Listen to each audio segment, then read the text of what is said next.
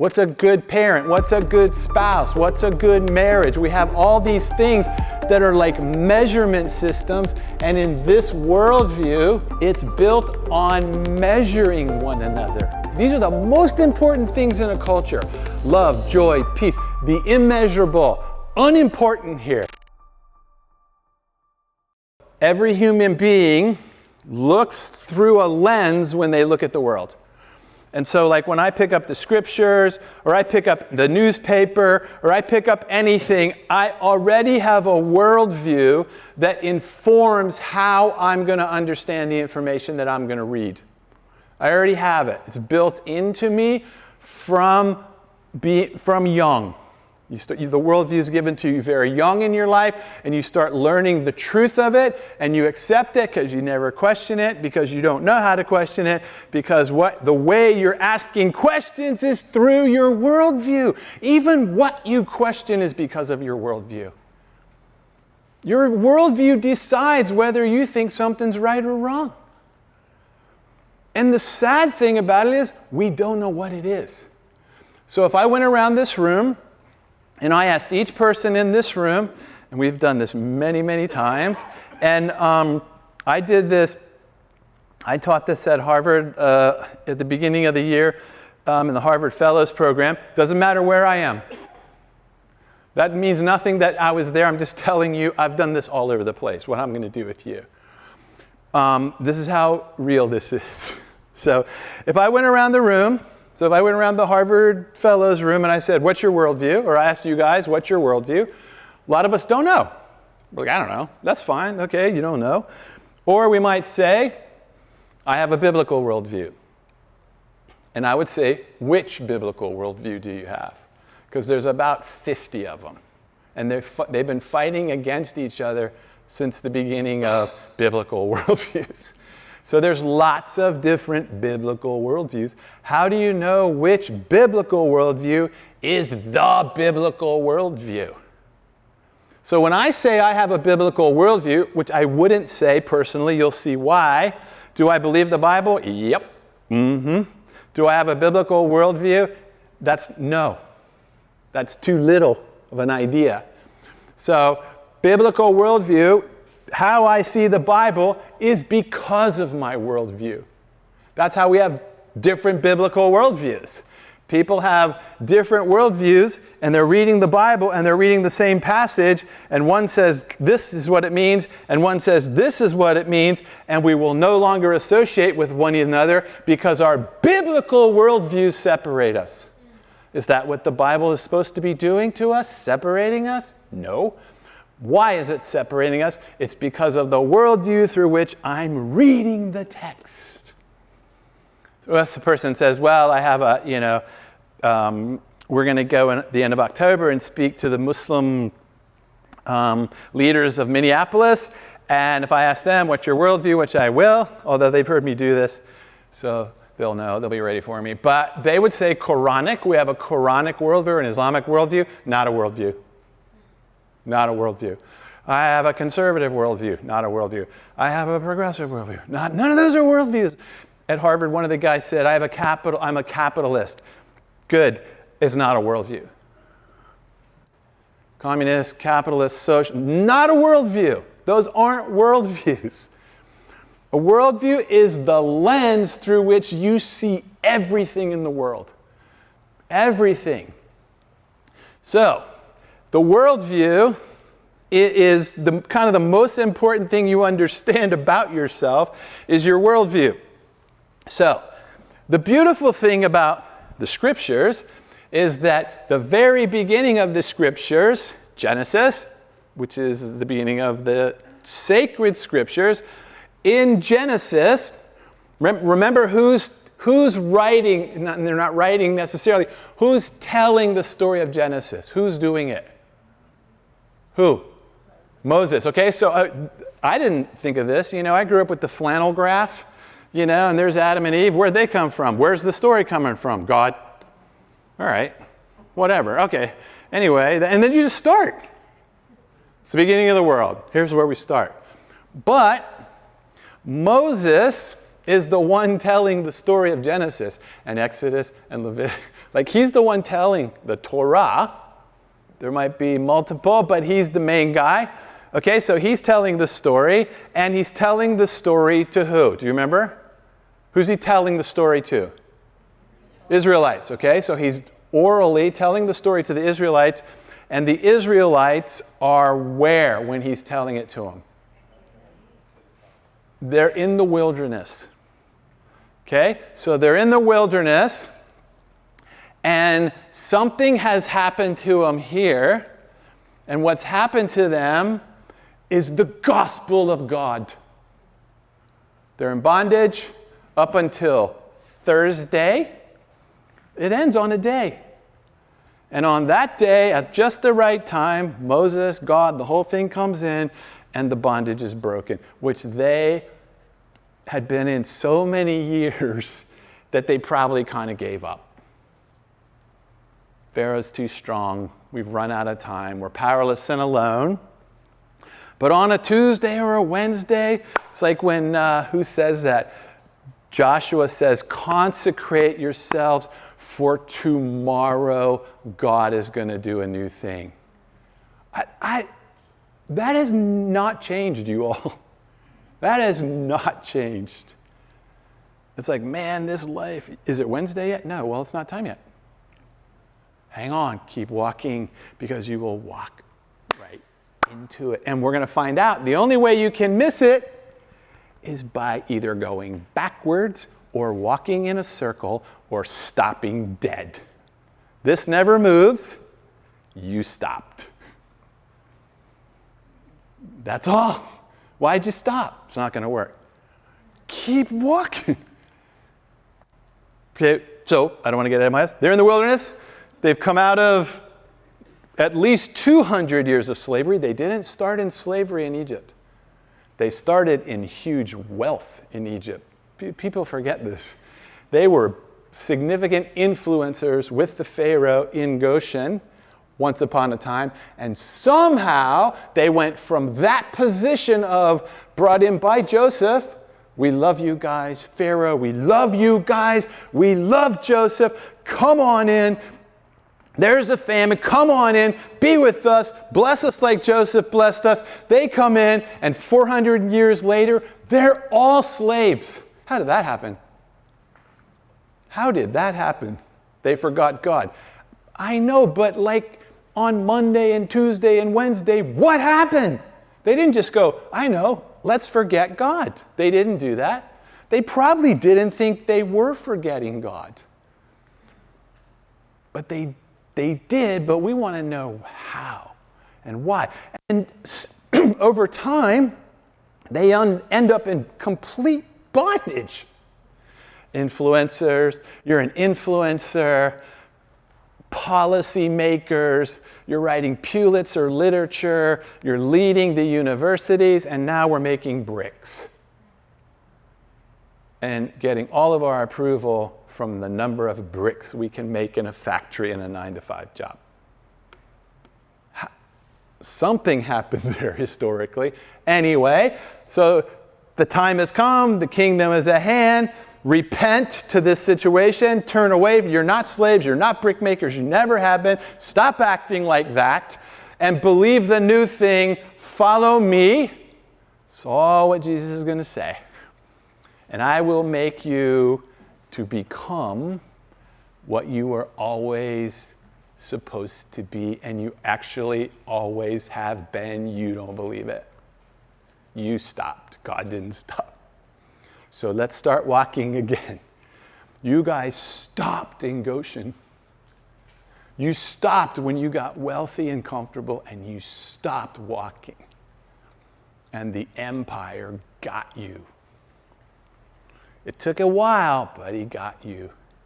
And he made you slaves, and there's nothing you can do about it. This is the story Moses is telling these people. And so he's telling them this story, and imagine all they've ever known is bondage and slavery and factory jobs and 9-to-5, and what's life worth? It's not worth anything. It's pointless. Do you believe in God? Yeah, whatever, kind of, whatever. And it's just, that's how life's been going as far back as they can remember. And Moses says, you know, there was a time before that. There was a time before the bondage thing happened, but you don't remember what it was. So I'm going to tell you the story of worldview. And so he starts. In the very first cause of this, he's not saying science book, he's saying the very beginning of what this is going to be, in the beginning of that, it was utter chaos, and the world was formless and in complete chaos, and darkness ruled. That's how he starts the story. Can't you see him? He's telling a group this.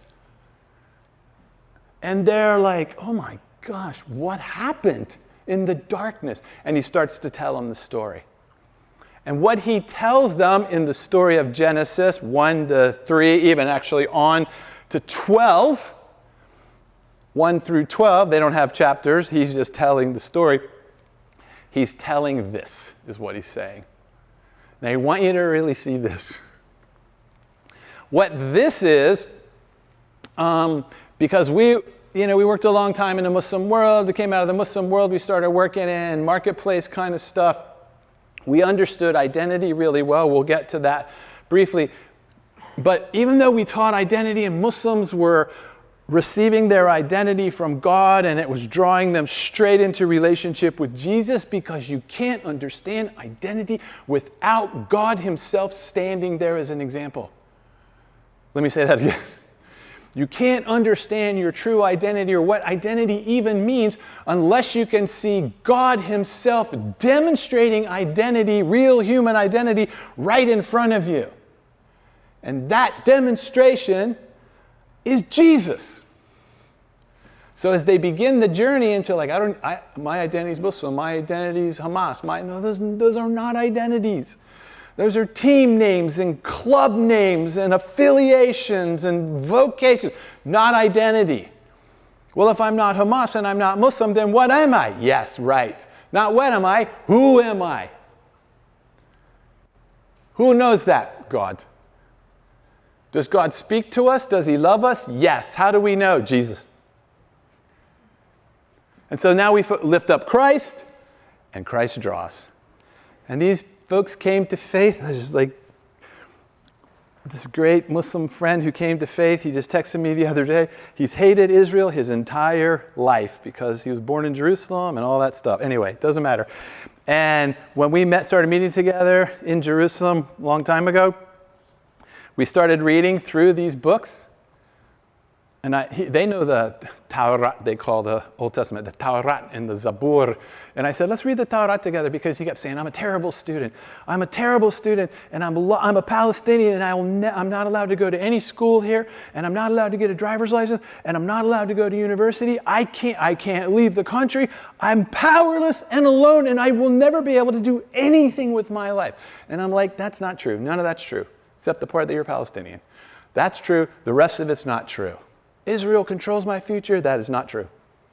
Americans hate my guts. Partially true, but it doesn't matter. None of that matters. Let's read the Torah together. Let's read the Torah together and see what these guys learned. They're the prophets, Nabi they called them. And so we start reading, and I tell them, do you know who Nabi Musa is talking to? No. He's talking to the Israelites. We're doing this number. And he's talking to people that have been in bondage their whole life. And Saleh says, that's me. Right. Yes. Good. All right. So he said, but there was a way before that. And this is the right worldview, and this is the wrong worldview, and there's only two worldviews. And Saleh embraced the shift in worldview first, and then the move in identity second, and everything was different. And we realized you can work on identity with a person, but the worldview will ultimately kill them. It's like raising a fish in a fish farm where you control all the elements, and that fish grows big and healthy, beautiful. And you drop it in a toxic pond, and the fish doesn't know what water is. It knows what to eat. It knows what not to eat. It knows what to avoid in terms of predators. It knows all that stuff. It doesn't know that what it's breathing every day is killing it. And it dies, and it doesn't know why. That's us. That's humans. So Saleh, the reason I'm talking about him is he texted me the other day. This is what he used to say to me. I'm a terrible student.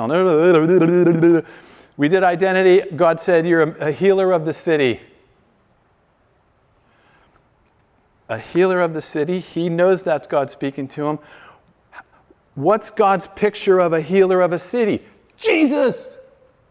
The great physician, the great healer. What does he do to his enemy? He dies for them. Saleh's like, wow, I don't know if I can go this road. It's like most of us don't go that road. And then he starts to follow, Jesus, follow me, and I will make you to become a healer of a city at a level you've never even dreamed of, but deep in your heart you've always longed for. Haven't you longed to be the healer of the city? Yeah, I have. But I hate the injustice of the city. Then heal it. Don't fight it, heal it. So he gets that. We work on worldview kind of. Anyway, he ended up getting a degree in the U.S. from because he could never leave the country. He wasn't smart enough. And we went to his graduation where he got his bachelor's degree in public health. And he texted me the other day, and he just finished his MBA. Where? Hebrew University. That's how God works. That's how God works. The people that hung the MBA around his neck were his enemies, but they were never his enemy. They weren't. That's why Jesus says, love your enemies. Do you know why? They're not your enemy. So Moses is telling them two worldviews. He says, here's the worldview you've been living in your entire existence. This one. Separation worldview. Okay, so the separation worldview, by the way, we were talking in the back here. I first started reading about this stuff in economics. I didn't learn this from the scriptures. I didn't know how to read the scriptures this way because of my worldview. But I started asking God, how come people in their true identity are falling apart and they're not changing anything? We're not reforming the criminal justice system. We're not making health care work. We're not helping public education. It's just dying slowly. Where's all the believers? What's going on? How come we're so powerless? We're good at arguing and fighting and trying to take power from one another, but we don't know how to heal anything. Why? Because we're in this worldview. That's why. As believers. So separation worldview, so I started reading economic theory and policy and the history of economics and the history of economics in Scripture and the history of economics through Augustine and all those. Church fathers had all deep theories of economics. And then I started, wow, that's interesting. And then I started thinking, well, if this is real, then it's got to match with anthropology and archaeology and psychology, and it's got to go with the word's got to go. It's got to be in the Bible for me. So we just read and researched. And sure enough, there it was. And this is what Moses is trying to tell the Israelites and us. This worldview is the worldview the Israelites were living in, and Pharaoh, and everybody in the whole world. It didn't matter what country they came from. It didn't matter their discourse style. It didn't matter what they thought or believed about religion. This was the worldview they were living in. So here's the worldview. It's called the separation worldview. It has different names according to whoever you read or whatever you're reading, economics or anthropology or religion. The separation worldview believes that separation is a good idea. That separating, you'll see what I mean, is a good idea. Okay, the counter view to that, obviously, is called the connection worldview, the interbeing worldview, something like that. Let's call it connection here. So you can see these two worldviews are diametrically opposed to each other. They're not close, they're opposite. Okay, so what we want to do is figure out which one am I living in all the time. Which one did I grow up in? Which one did I breathe in every day? And it's so deep in the way I think that even when I read the Bible, I see this. Even when I listen to a speaker speak, I hear this. Because it's so deep in my subconscious, in my neural pathways, in my memory bank, in my amygdala goes straight to separation in every situation. It's so deep in me, it would take utter spiritual, deep transformation to get out of this. I mean, it would take dramatic transformation to get out of this worldview. It's so deep. And it's been taught for generation after generation after generation. Public school, private school, Christian school, Muslim school, all of them teaching this. Separation's a good idea. For separation to be a good idea, you have to have certain things you hold to, and not just you, your whole culture has to hold to it as true. And here's the number one pillar of a separation worldview. You have to believe in scarcity. You have to believe in scarcity. Scarcity is the absolute truth in my mind that in this world there is not enough. There is not enough of what? Anything.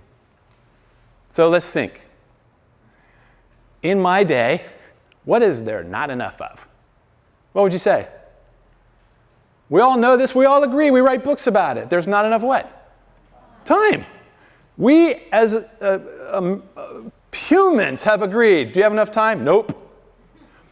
As I said at the beginning, time is my enemy. Time is my enemy. There is not enough time. Not enough time for what? To do what I want to do, to be who I want to be, to rest, to not be in anxiety. There just isn't enough time. I have to learn how to not be anxious. But I don't have the time. And the Christians are like, well, let's write books on what to do because there's not enough time. Our books are about, yep. So let's write books on how to manage our little teeny amount of time that we do get. So the tyranny of the urgent, all these goofy sayings. It's like time is a god. But so there's not enough time. Agreed. Now, if I was in a room full of Muslims, which we've been many times, or Buddhists or Hindu, and I said, what is there not enough of? They would all say, time. This is a universal agreement. We've all gotten together and agreed there's not enough time. What else is there not enough of? Money. Never enough money. Not just money like I want more money. There's not enough funding to do the things I want to do. I would do it, but we don't have the money or the time. If I had the time, I don't have the money. Right? God, if you would give me the money, I would make the time. I would make the time. Oh, you're a God.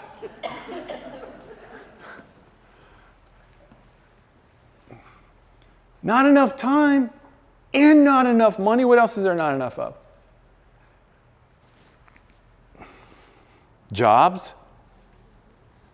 Well, there used to be not enough jobs, but now there's not enough employees. Isn't that weird? Before COVID, not enough jobs. After COVID, people have just vanished.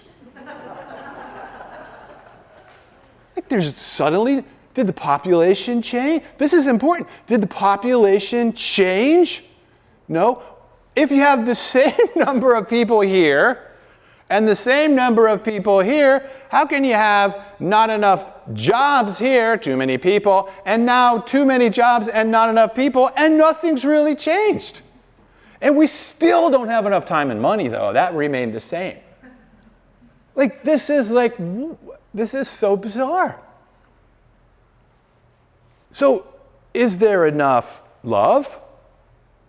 Is there enough forgiveness? Is there enough joy? What is there? There's not enough of anything. Did you get enough time watching your kids grow up? I didn't. It all went by like that. Where were you?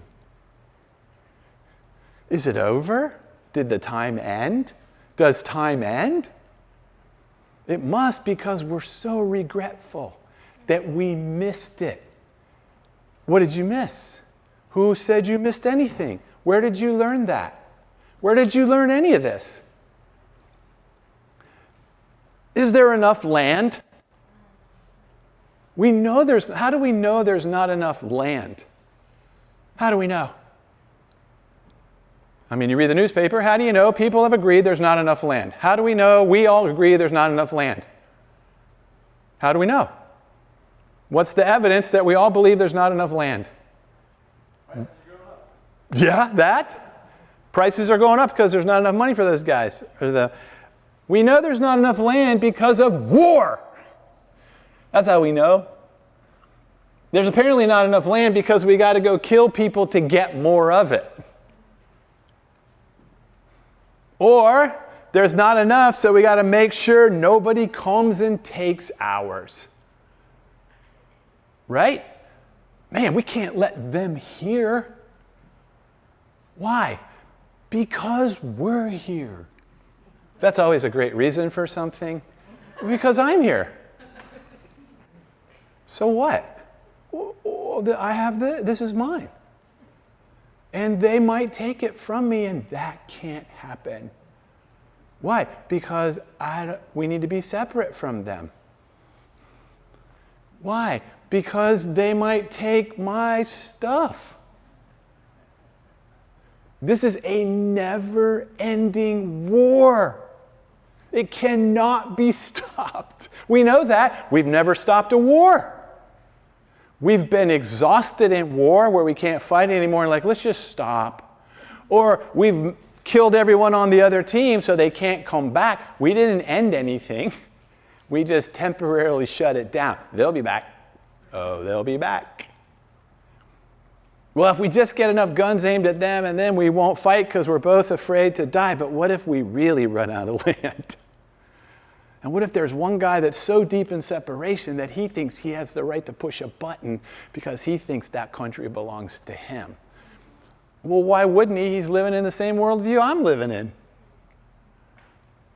Do you see that? There's no end. There's absolutely no end to this. And if there's scarcity, well, then I better be certain about everything I do because I don't want to miss the one opportunity I'm going to get in my life. And I'm only going to get one. You're only going to get one shot. If you even get it. If you went to the right school. If you got the right grades. If you studied the right thing at the right time. You might get it, but you definitely don't want to miss it. So you got to be certain. There's not enough. It forces us into certainty. What if God is not loving enough? What if His grace isn't enough for me? Well, then I better be certain to make Him happy. How? Well, I'll tell you what we've come up with. We've come up with 6 things that God demands. Where does He demand them? On our list. And you have to say these words this way. And if you say them the wrong way, you're out. God only offers limited opportunities. And fortunately, we're the ones that know what it is. No, you don't. We do. Don't take any of our members. The war is on. And we're going to separate because those guys are all going to hell. And they don't. And so certainty produces extremism. So you want to see a country that's struggling in scarcity and certainty? How extreme it is in its separation. In a country where everyone is struggling with scarcity, interestingly, it doesn't matter whether the country is rich or poor, makes no difference. Could be a really wealthy country that thinks there's not enough for us. And the way you can tell they're into certainty is if you say one thing counter to what I believe, you are my enemy. Have you ever seen a country like that? Where I love my neighbor unless they did or didn't get a shot. Then the war's on. You're kidding. You're going to fight over that. Yeah, because there's only one way and you guys are going to get me killed. It's always we're going to get the other person killed. I'm telling you right now, if those guys come into power, you're dead. The weird thing is you go into their room, they're like, did they say you're dead if we're in power? If they get in power, you're dead. Here's the conclusion. We're all just dead. Because both groups are all in the same worldview. They all are. Certainty leads to perfectionism. You cannot fail. You cannot fail. We don't have time to fail. How'd you do on that test? The little kid comes home. What does F mean? And the parent's like, oh, it's over. That's what it means. It's over. That's what it means. It's over. He's in kindergarten.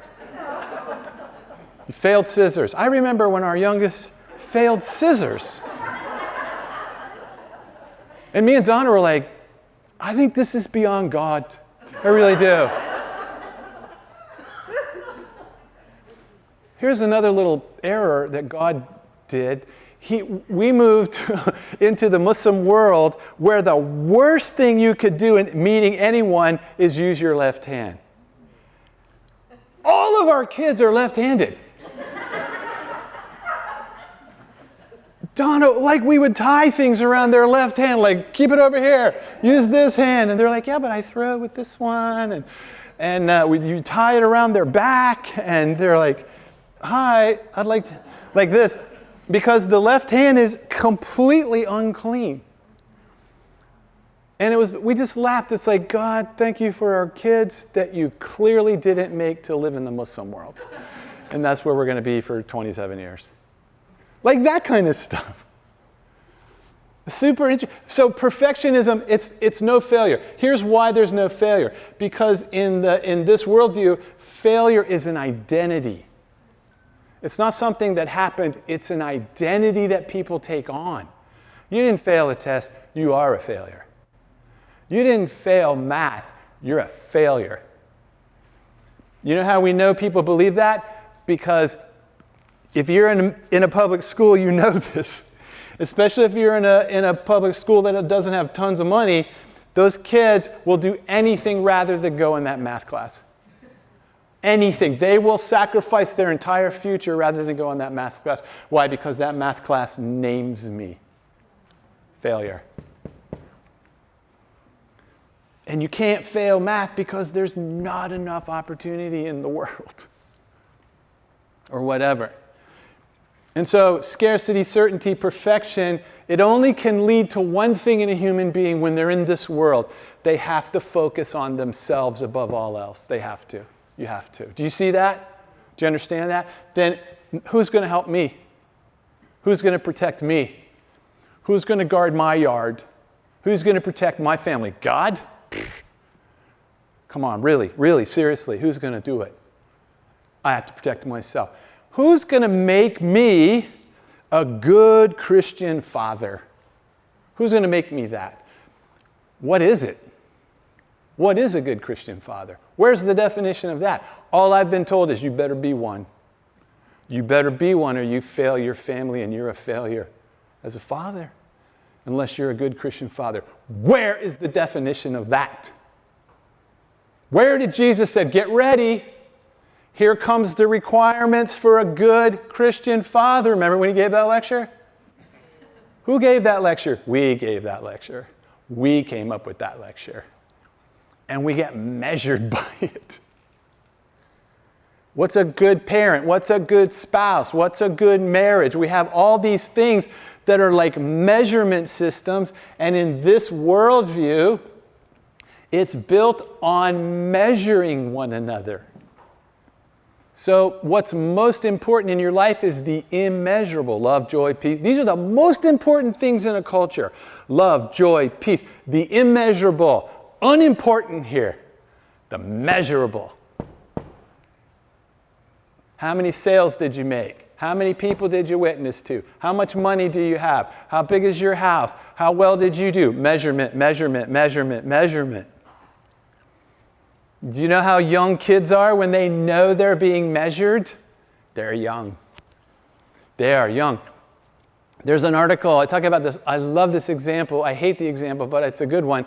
In the New Yorker, there was an article about a kindergarten that opened up, and it was for elite kids. Don't you love that? What does that mean? It's for elite kids.